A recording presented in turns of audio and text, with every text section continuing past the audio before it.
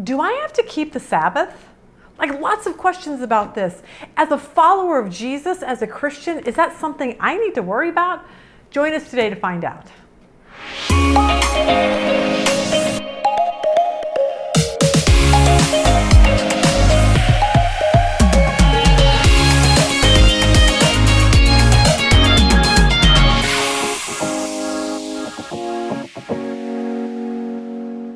All right, today's question comes from actually a bunch of emails that I got back to back. And here is the question: do I have to keep the Sabbath? Like, do I have to go to church on Saturday, or can I go on Sunday? So let's talk about that today. And let's start at the beginning, like literally at the beginning, all the way back in Genesis. Genesis 2, God has created everything. We've had 6 days of creation. And then on the 7th day, he rests. He basically rests from creation, from anything he wants to create anymore. And then the next time that we see in the Bible anything about this 7th day is about 2,500 years later. And this is at a time when the Israelites were stuck in Egypt, and God called Moses to go in and get them out and get them to the promised land, which was, of course, the land of Israel as we know it. But the Israelites had been living in Egypt for 400 years, and they had no idea much about God. Like, they were living in a foreign pagan nation, so they just went off of what they heard was passed down to them. But Moses goes in and gets them out, and they don't know how to follow God. They don't know how to act as like free people and not slaves any longer. So God gives them laws. He gives them over 600 laws to help them learn how to live in this new land, to live as followers of the one true God, so that they could be represent God well to all the nations surrounding that didn't believe in God. But part of those 600 laws is where we find the 10 Commandments, and we find this command about the Sabbath. Look at Exodus 20. We've seen, do not have any gods before me, do not have idols, do not use God's name in vain. And then we come to verse 8. Remember the Sabbath day, keep it holy. You are to labor 6 days and do all your work, but on the 7th day is a Sabbath to the Lord your God. You must not do any work. You, your son or daughter, your male or female slave, your livestock, or the foreigner who's within your gates. For the Lord made the heavens and the earth, the sea and everything in them in 6 days. Then he rested on the 7th day. Therefore the Lord blessed the Sabbath day and declared it holy. And then he finishes the 10 Commandments, honor your father and mother, don't commit adultery, don't steal, all of those kind of things. So the Sabbath was actually part of the law, but it was for a specific people, the Israelites, for a specific time period. But for them, God had them make this 7th day a day of rest to help them remember their past. Remember that they used to be slaves in Egypt. Remember that God went in and rescued and brought them out and gave them this new land. See, the Sabbath day for them would be a reminder that God is awesome, that God loved them, that God cared enough about them to go get them out and bring them to this new land. So now fast forward to when Jesus comes on the scene. Jesus dies on a cross, rises from the dead, ascends into heaven, and with that, this new covenant begins. The old covenant, the old law is out, the new is in. The Holy Spirit would arrive at Pentecost. And now we're not under the law, we're not under the Old Testament law, but instead now the Holy Spirit would come inside of believers and change us on the inside. No more following a group of rules and regulations. We did a whole series on this, the book of Galatians. So if you go on to womensbiblestudy.com and you find that, you can read all about the freedom that you have as a follower of Jesus. But Ezekiel 36:26 says this. God says, this is the new covenant. I will give you a new heart. I will put a new spirit within you. I will remove your heart of stone, give you a heart of flesh. I will place my spirit within you and cause you to follow my statutes and carefully observe my ordinances. Now, that's great. New Christians, Gentile Christians would understand, like, whatever, that's not even for us.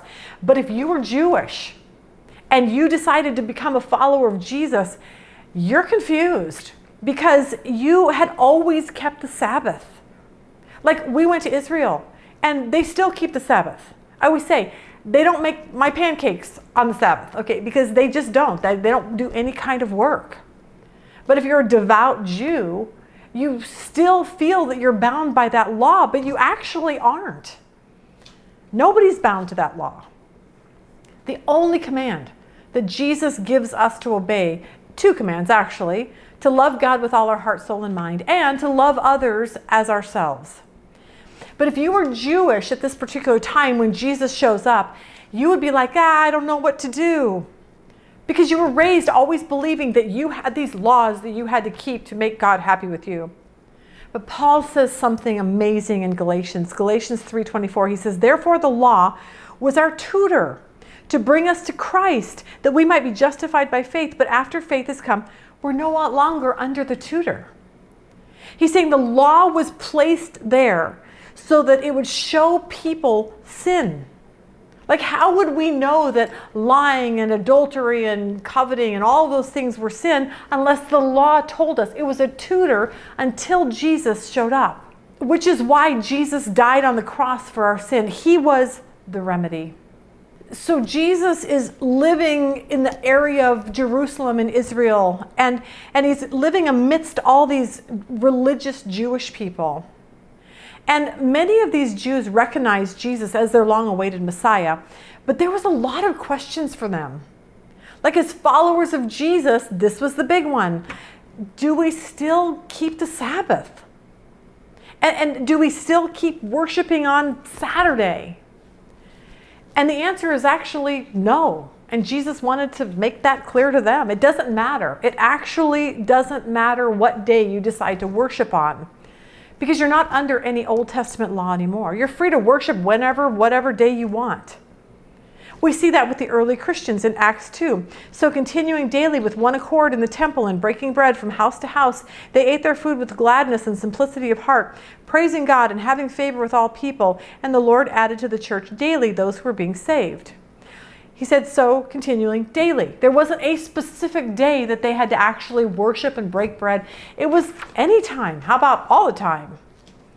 See, if they got together, the early Christians, it was always on the first day of the week, which was Sunday, because that was always to honor the resurrection of Jesus. Acts 20 verse 7 says, now on the first day of the week, Sunday, when the disciples came together to break bread, Paul, ready to depart the next day, spoke to them and continued his message until midnight. The book of Acts shows us that they worshiped on the first day. Like, that just was what they did, because that's when Jesus rose from the dead. But he goes on to make sure we all understand that we're free from the law. They just did that, but it doesn't really matter what day. Galatians 5:1 says this, stand fast, therefore, in the liberty by which Christ has made us free. Do not be entangled again with the yoke of bondage. See, there's bondage where it says you have to, worship on this specific day, and that's bondage. Jesus came to set us free from bondage. 2 Corinthians 3:17 says this, now the Lord is the Spirit, and where the Spirit of the Lord is, there's liberty. We have tons of freedom, tons of liberty. Jesus tried to make this clear in Luke 6:1. On the Sabbath, he passed through the grain fields. His disciples were picking heads of grain, rubbing them in their hands and eating them. But some of the Pharisees, those religious guys, said, why are you doing what is not lawful on the Sabbath? Jesus answered and said, haven't you read what David and those who were with him did when he was hungry, how he entered the house of God, took and ate the sacred bread, which is not lawful for any but the priest to eat? He gave some to those who were with him. Then he told them, the Son of Man is Lord of the Sabbath. Jesus is saying, look, any kind of worship is about me. It's not about the day that you do this. He goes on in verse 6, on another Sabbath, he entered the synagogue and was teaching. A man was there whose right hand was paralyzed. The scribes and Pharisees were watching him closely to see if he would heal on the Sabbath so that they could find a charge against him. But he knew their thoughts and told the man with the paralyzed hand, get up and stand here. So he got up and stood there. Then Jesus said to them, I ask you, is it lawful on the Sabbath to do what is good or to do what is evil, to save life or destroy it? After looking around at them, he said, stretch out your hand. He did so, and the hand was restored. They, however, were filled with rage and started discussing with one another what they might do to Jesus, all because they did something on the Sabbath.